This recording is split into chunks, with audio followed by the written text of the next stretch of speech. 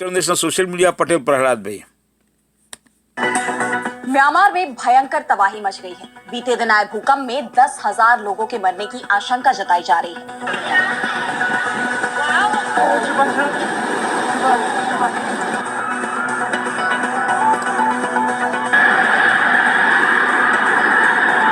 Myanmar और Thailand में ये पिछले 200 साल में सबसे बड़ा भूकंप है और एक के बाद एक लगातार ये झटके महसूस किए जा रहे हैं। तमाम देश म्यांमार की मदद के लिए आगे आए हैं। म्यांमार में लोग अभी संभल भी नहीं पाए थे कि हिंदुस्तान के एक और पड़ोसी देश में भूकंप आ गया। तो म्यांमार से लेकर अफगानिस्तान तक बरसा प्रकृति का कहर। इस पर हम करेंगे विस्तार से चर्चा, लेकिन आइए जरा उन खबरों को भी देख लें जिन पर आगे होगी बात। अमेरिकी राष्ट्रपति डोनाल्ड ट्रंप को अमेरिकी कोर्ट से बड़ा झटका। एक के बाद एक 2 फैसलों पर लगाई रोक। जवाबी टैरिफ के फैसले पर बातचीत के लिए ट्रंप तैयार। काठमांडू में हालात तनावपूर्ण, कुछ इलाकों से हटा कर्फ्यू। 100 से ज्यादा राजशाही समर्थक गिरफ्तार। राजशाही की मांग को लेकर नेपाल में हिंसक प्रदर्शन के चलते लगा था कर्फ्यू। बांग्लादेश में खालिदा जिया की पार्टी बीएनपी ने अंतरिम सरकार में किए जा रहे सुधारों पर उठाए सवाल। कहा ये आपका काम नहीं। चीन बांग्लादेश में 9 समझौतों पर हस्ताक्षर। और चलते चलते में देखेंगे पुलिस के डर से सड़कों पर भागता दिखा पिकाचू। क्या है वायरल वीडियो का सच? इन सभी खबरों पर हम आगे विस्तार से करेंगे बात, लेकिन पहले एक नजर हेडलाइंस पर। दक्षिण सूडान को एक और गृह युद्ध की खाई में गिरने से रोके। यूएन चीफ एंटोनियो गुटेरेस की क्षेत्रीय वैश्विक नेताओं से आवाज उठाने की अपील। सूडान में राष्ट्रीय चुनावों से पहले बढ़ रही राजनीतिक अस्थिरता। युद्ध विराम तोड़ इजरायल ने लेबनान की राजधानी बेरूत पर किया एयर स्ट्राइक। हिजबुल्लाह के ठिकानों को उड़ाया। मीलों दूर सुनी गई धमाकों की आवाज। रूस यूक्रेन युद्ध में सीज फायर से पहले रूसी राष्ट्रपति पुतिन की बड़ी मांग। कहा यूक्रेन को रखे संयुक्त राष्ट्र के अधीन। यूक्रेन में सेना की तैनाती को लेकर भड़के पुतिन। ग्रीनलैंड पर अमेरिकी राष्ट्रपति ट्रंप के कब्जे वाले प्लान को मिला पुतिन का साथ। रूसी राष्ट्रपति बोले हम नहीं देंगे दखल। यूरोप की बढ़ी चिंता। तो म्यांमार में भूकंप से भीषण तबाही मची हुई है। पहले 28 मार्च की सुबह भूकंप आया जिसकी तीव्रता 7.7 थी। इस भूकंप के झटके थाईलैंड, बांग्लादेश, चीन और हिंदुस्तान तक महसूस किए गए। म्यांमार और थाईलैंड के इतिहास में ये पिछले 200 साल में सबसे बड़ा भूकंप है। इस आपदा में कई ऊंची इमारतें, पुल और बांध नष्ट हो गए। भारी तबाही के चलते म्यांमार के 6 राज्यों और पूरे थाईलैंड में इमरजेंसी लागू कर दिया गया। चश्मदीदों ने बताया कि अचानक इमारतें जोर जोर से हिलने लगी और अफरा तफरी मच गई। हजारों लोग सड़क पर आ गए। सभी लोग बदहवास थे। बैंकॉक में लोग अपने अपने दफ्तरों, घरों, मॉल से बाहर निकल आए। छतों पर बने पुल से पानी बह रहा था और लोग बुरी तरह से डरे हुए थे। उस वक्त भूकंप के झटके लगातार आ रहे थे। सोशल मीडिया पर इसकी कई तस्वीरें और वीडियो भी वायरल हो रहे हैं जिसमें टूटे घर और टूटी इमारतें देखी जा सकती हैं। मीडिया रिपोर्ट्स के मुताबिक म्यांमार की सैन्य सरकार ने कहा कि मरने वालों का आंकड़ा 1000 को पार कर गया है, जबकि 2300 से ज्यादा लोग घायल हैं। उधर थाईलैंड की राजधानी बैंकॉक में एक 30 मंजिला इमारत गिर गई जिसमें 10 लोगों की मौत हुई है। वहीं यूनाइटेड स्टेट जियोलॉजिकल सर्वे यानी यूएसजीएस ने भूकंप में मौत का आंकड़ा 10,000 से भी ज्यादा होने की आशंका जताई है। कहा यह भी जा रहा है कि म्यांमार में चल रहे गृह युद्ध के कारण मौतों का असली आंकड़ा शायद पूरी तरह से कभी सामने नहीं आ पाए। इसके अलावा गृह युद्ध ने राहत और बचाव कार्यों को भी और मुश्किल बना दिया है। म्यांमार पर आई इस आपदा से उबरने के लिए दुनिया के तमाम देशों ने मदद के लिए हाथ आगे बढ़ाया है। हिंदुस्तान ने ऑपरेशन ब्रह्मा के तहत 15 टन राहत सामग्री भेजी है। तो चीन की तरफ से भी 37 लोगों की एक आपदा प्रतिक्रिया टीम को म्यांमार में राहत और बचाव कार्य में सहायता करने के लिए भेज दिया गया है। रेड क्रॉस ने राहत और मदद के लिए $1.5 लाख देने का वादा किया है। उनका कहना है कि बिजली आपूर्ति बाधित होने की वजह से मांडले, सागाइन और दक्षिणी शान राज्य तक पहुंचने की कोशिशों में जुटी उनकी टीमों को काफी मुश्किलें आ रही हैं। लेकिन मुश्किलों का ये सिलसिला यही नहीं थमा। राहत बचाव कार्यों के बीच आधी रात को एक बार फिर म्यांमार के लोगों ने भूकंप के झटके महसूस किए। राष्ट्रीय भूकंप विज्ञान केंद्र के मुताबिक रात को 11:56 पर म्यांमार में भूकंप आया। इसकी तीव्रता रिक्टर स्केल पर 4.2 दर्ज की गई है। इसका केंद्र म्यांमार के मांडले शहर के पास था।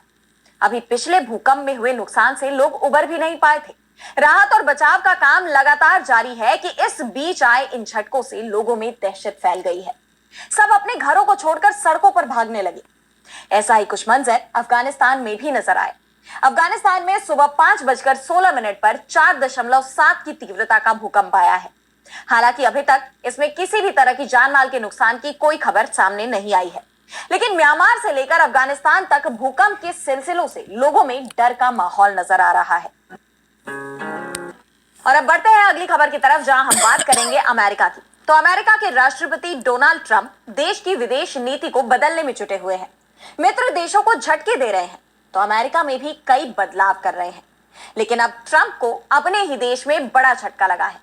न्यूयॉर्क की एक संघीय अदालत ने ट्रंप प्रशासन की तरफ से वॉइस ऑफ अमेरिका और इससे जुड़े अन्य समाचार प्रसारण संगठनों को बंद करने की कोशिशों पर रोक लगा दी है। अदालत ने इसे मनमाने और तानाशाही पूर्ण फैसले का रूप बताया। जज जेम्स पॉल ओटकेन ने US agency for global media, जो कि वॉइस ऑफ अमेरिका का संचालन करती है, उसे 1200 से ज्यादा पत्रकारों, इंजीनियरों और अन्य कर्मचारियों को बर्खास्त करने से रोक दिया। इन कर्मचारियों को 2 हफ्ते पहले उस समय बाहर कर दिया गया था जब राष्ट्रपति डोनाल्ड ट्रंप ने इसकी फंडिंग में कटौती करने का आदेश दिया था। इसके अलावा उन्होंने एजेंसी को किसी भी ऑफिस को बंद करने या विदेशी कर्मचारियों को जबरन अमेरिका लौटने के लिए बाध्य करने से भी प्रतिबंधित कर दिया।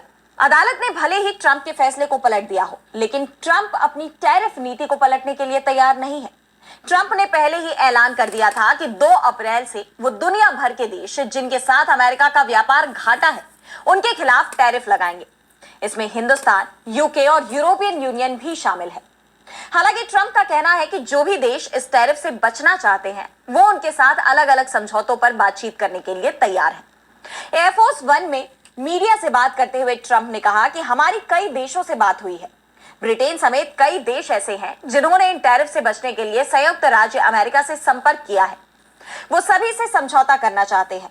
ये संभव भी है, बशर्ते हमें इस डील से कुछ मिलना चाहिए। लेकिन एक बात है कि मैं भी इसके लिए तैयार हूं। और अब अगली खबर में बात होगी नेपाल की।